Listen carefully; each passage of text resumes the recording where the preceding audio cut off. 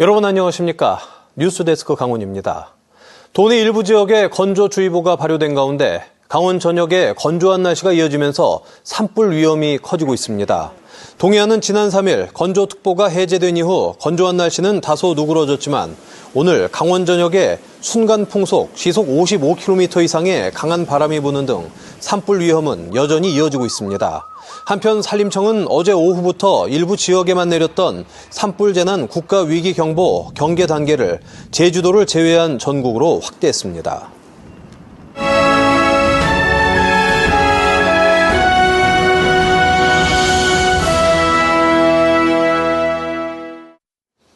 제22대 총선 공식 선거운동 마지막 날 동해안 벨트 유세 열기도 뜨거웠습니다. 후보들은 지지층 결집과 부동층에 한 표를 호소하며 바쁜 하루를 보냈습니다. 홍한표 기자입니다. 기호 1번 더불어민주당 김중남 후보는 강릉의 중심 옥천 오거리에서 출근길 아침 인사로 유세를 시작했습니다. 윤석열 정부로 인해 전례 없는 위기가 찾아왔다며 강릉에도 새로운 인물이 탄생해 지역의 변화를 몰고 와야 한다고 강조했습니다. 이번에 강릉이 변할 수 있는 최고의 기회라고 생각합니다. 시민 여러분 함께해 주십시오. 강릉은 이제 새로운 도시로 그다음에 시민을 존경하고 겸손하게 그렇게 함께하는 기호 2번 국민의힘 권성동 후보는 강릉을 오가는 관문 터미널 오거리에서 유권자들에게 표심을 호소했습니다. 힘 있는 여당에서 5선 국회의원이 나와야 강릉의 발전을 이끌 수 있다며 다시 한번 지역민들의 표심을 당부했습니다. 강릉 발전과 성장을 위해서 제가 시민들께 약속한 바를 모두 지키고 또 중앙에서도 더 큰 정치인이 돼서 더 큰 힘과 추진력으로 강릉의 성장을 이끌어내겠습니다. 기호 7번 개혁신당 이영랑 후보는 강릉 산업의 핵심 대형 제조업체가 있는 회산동을 가장 먼저 찾았습니다.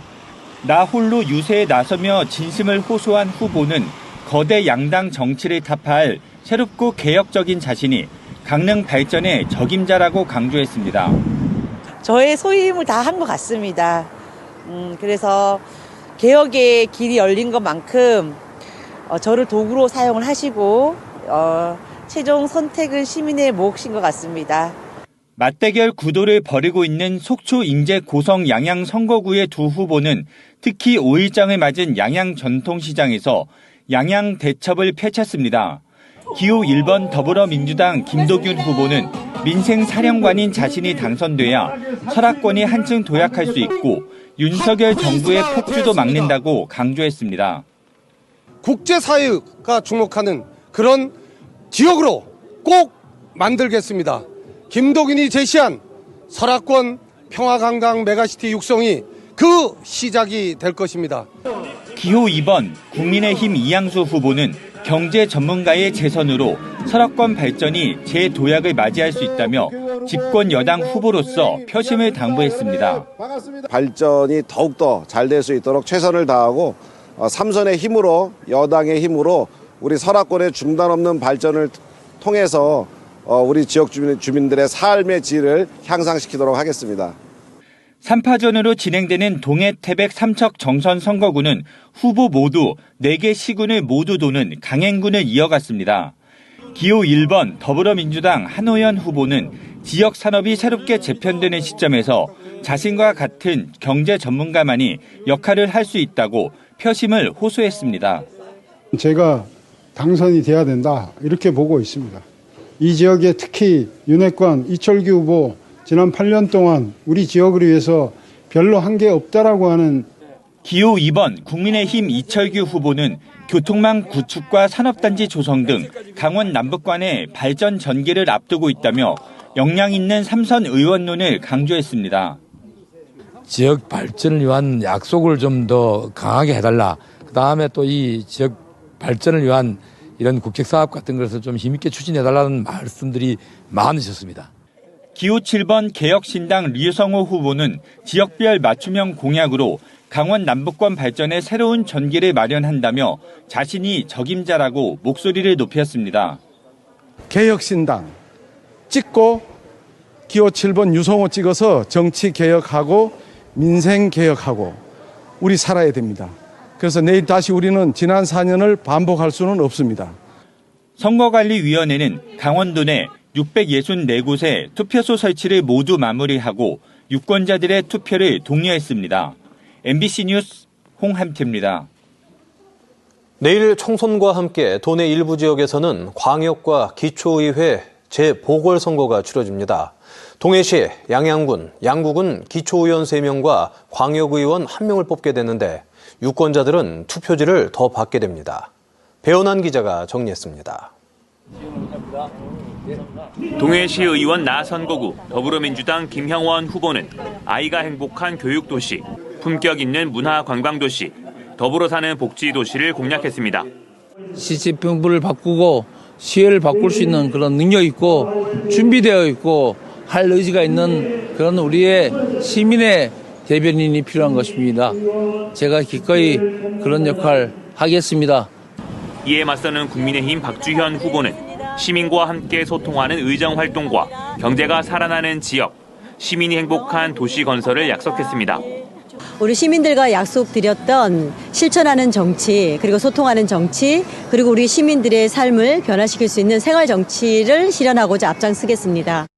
양양 군의원 나선거구 후보들은 양양 5일장을 찾았습니다. 더불어민주당 안미영 후보는 누구나 행복한 양양을 만들겠다며 여성과 노인 다문화 가정 등 사회적 약자의 복지 향상을 약속했습니다. 지역 곳곳을 살피면서 봉사활동을 해왔습니다. 늘 우리 주민들과 함께 소통하면서 가족 같은 마음으로 함께하겠다는 약속 올리고 싶고요. 무소속 고교연 후보는 40년 동안의 공직 생활을 바탕으로 교통약자 교통문제 개선과 양질의 일자리 창출을 공약으로 내걸었습니다. 귀농 귀촌자가 많이 늘어나고 농어촌의 어려운 문제라든지 또 어르신들의 그 어떤 교통난 문제 이런 거에 대해서 작은나마 좀 보탬이 되고. 양구군 선거구의 강원도 의원 재선거는 더불어민주당 김규호 후보와 무소속 김왕규 후보의 맞대결로 벌어지고 있습니다. 두 후보 모두 도의회 기획행정위원장 또는 30여 년간의 행정 경험으로 유권자들의 표심을 호소하고 있습니다.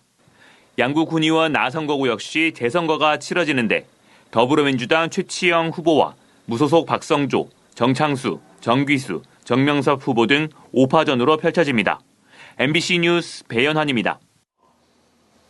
이번 공식 선거운동 기간 후보들은 유권자들을 향해 한 표를 호소했습니다. 그렇다면 강원도민들은 어떤 국회의원을 기대할까요? 이승영 기자가 도민들의 목소리를 정리했습니다. 제22대 국회의원 선거일 하루 전 강원도 유권자들은 한 표를 줄 때 무엇을 가장 중요하게 생각할까? MBC가 만난 강원도 유권자들은 공약을 꼽았습니다. 공약을 잘 봐야 할 것 같아요.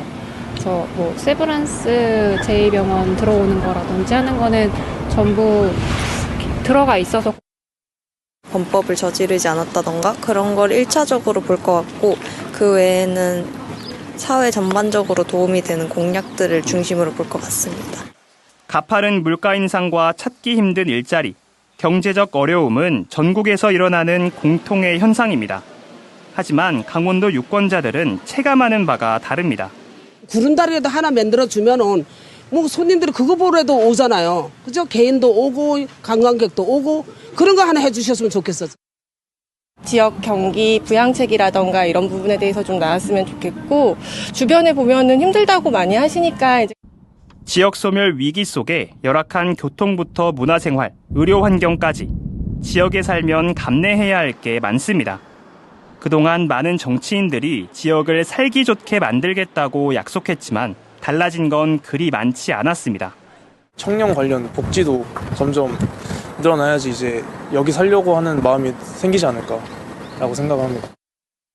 그 단주 상긴 거는 주말이어다 보니까 이제 원주에 있는 응급실에서는 어렵다고 하더라고요. 그래서 경기도를 가야 되나 막 이랬는데 다행히 잘 넘어가서 그랬는데 선거 때만 반짝하는 지역에 대한 관심. 소리 지르고 싸우는 국회는 유권자들을 피곤하게 만들기도 합니다. 편안하게 서민을 좋게 편안하게 살게끔 해야 되는데 너 뜯고 나 뜯고 그러는 게 싫다는 얘기야. 그래서 실망할 때도 많지만 투표는 해야 한다고 생각합니다.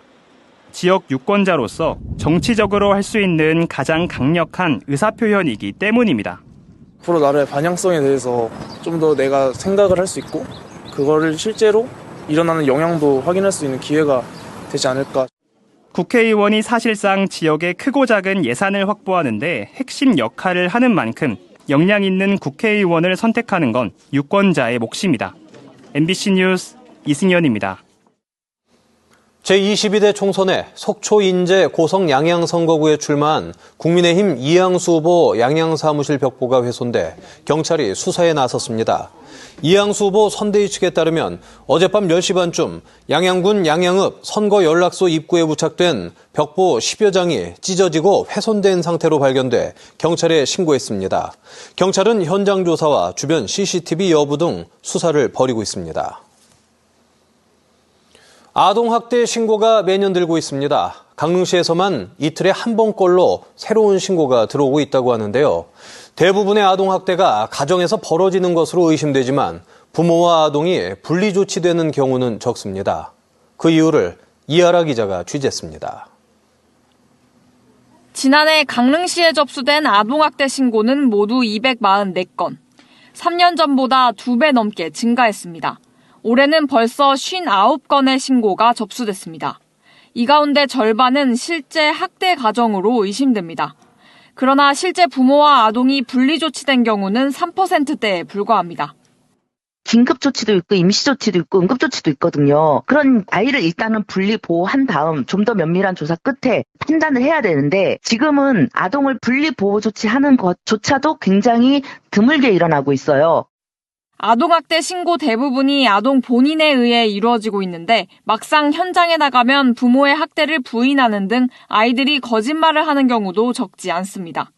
부모한테 그루밍 되죠. 부모한테 또 혼나거나 학대받을 걸 두려워해서 정확하게 얘기를 안 할 수도 있고 부모를 오히려 주둔하는. 실제 학대가 있었어도 대부분의 아동들이 부모와 분리를 원하지 않고 긴급한 상황을 제외하면 분리조치를 위해 부모 동의가 필요하기 때문에 즉각적인 분리조치는 쉽지 않은 실정입니다. 피해 의심 아동에 대한 적극적인 상담과 조사, 사례 연구가 필요하지만 강릉시의 아동학대 전담 공무원 수는 단 2명이 전부입니다. 24시간 근무하며 경찰과 함께 현장을 점검하고 있지만 폭증한 신고 건수에 새로운 신고 현장을 확인하기도 벅찹니다. 신고가 됐을 때 한 번으로 모든 것이 정리가 되는 게 아니라 아까도 말씀드렸듯이 가해자, 피해자, 주변 인물들까지 사례 판단까지 하려면 시간이 많이 소요되기 때문에 복지부의 권고 기준은 아동 50명당 전담 공무원 1명. 그러나 지난해 강릉에서는 전담 공무원 1명이 권고 기준의 2배인 100명 이상의 아동을 담당했습니다. MBC 뉴스 이하라입니다. 올해 강원도 농어촌 지역에 61명의 공중보건의가 신규 배치될 예정입니다. 보건복지부가 지난 7일 강원도에 배정한 공보의는 의과 19명, 치과 14명, 한의과 28명 등 모두 61명으로 지난해 신규 배치 인원 101명보다 40명 줄어들었습니다. 한편 의대생들의 동맹휴학으로 수업을 미뤄왔던 도내 의과대학들이 가톨릭 관동대 15일, 강원대 22일 등 다음 주부터 수업을 재개합니다. 올해 춘천교육대학교 임용시험 합격률이 전국에서 가장 낮은 수준인 것으로 나타났습니다. 국회 교육위원회 강득구 의원이 교육부로부터 제출받은 자료에 따르면 2024학년도 춘천교대 임용고사 합격률은 48%로 경인교대 다음으로 낮았습니다. 교육부는 학령 인구 감소에 따라 신규 초등교사 채용이 줄었는데 교대 정원이 13년째 동결돼 있다면서 전국 교대 측과 협의를 거쳐 내년부터 입학 정원 12% 감축안을 논의하고 있습니다. 지난달 28일 시행된 교원 지위 향상 및 교육활동 보호를 위한 특별법 개정안에 따라 강원도교육청이 교원 보호 공제 사업을 시행합니다.